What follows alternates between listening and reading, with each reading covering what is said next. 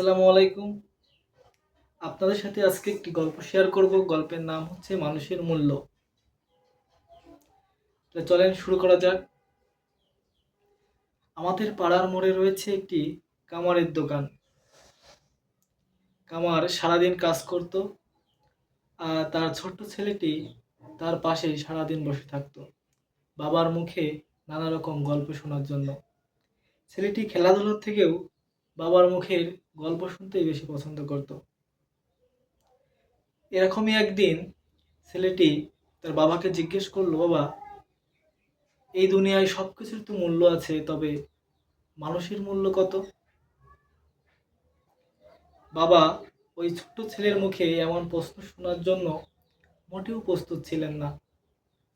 তিনি থমকে গিয়ে উত্তর দিলেন, মানুষের মূল্য নির্ধারণ করা যায় না। মানুষের মূল্য নির্ধারণ করা অনেক কঠিন কাজ। বাচ্চা ছেলেটি বলল, পৃথিবীতে তো অনেক রকম মানুষ আছে, তাহলে কি কারো মূল্য নির্ধারণ করা যায় না? বাবা বলল, না, সম্ভব নয়। বাচ্চা ছেলেটি কিছুই বুঝল না। সে তার বাবাকে আবার প্রশ্ন করলো, বাবা, যদি মানুষের মূল্য নির্ধারণ করা নাই যাবে, তাহলে কেন কেউ গরিব, কেউ ধনী, কেউ বেশি সম্মান পায়, আবার কেউ কম সম্মান পায়?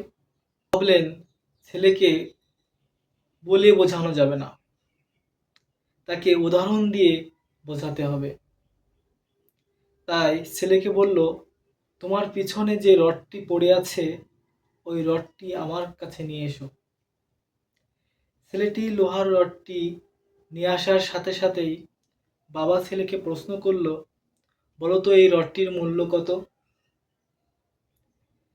ছেলেটি বলল, বাবা, এই রডটি তো তুমি সকালেই কিনেছো 100 টাকা দিয়ে, তাহলে নিশ্চয়ই এই রডটির মূল্য 100 টাকা।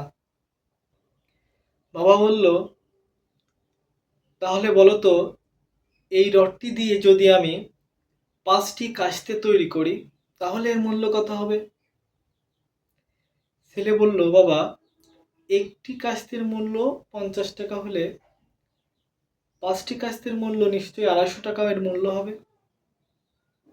বাবা আবার বলল, এবার বলো তো, এই রডটি দিয়ে যদি আমি ক্ষুদ্র ক্ষুদ্র মেশিনারি জিনিস তৈরি করি, তাহলে এর মূল্য কত পাবো? ছেলেটি বলল, বাবা, মেশিনারি মেশিনারি বিভিন্ন জিনিসের মূল্য তো অনেক, নিশ্চয়ই এর মূল্য আরো বেশি পাওয়া যাবে। এরপর বাবা ছেলেকে বোঝালেন, যেভাবে লোহার রডটির পরিবর্তনের সাথে সাথে তার মূল্যেরও পরিবর্তন ঘটেছে, ঠিক তেমনি মানুষেরও মূল্য নির্ধারিত হয়। একজন মানুষ বর্তমানে কোন অবস্থায় আছে এবং ভবিষ্যতে নিজেকে কোন অবস্থায় তুলবেন, তার উপরেই মানুষের মূল্য নির্ধারিত হয়।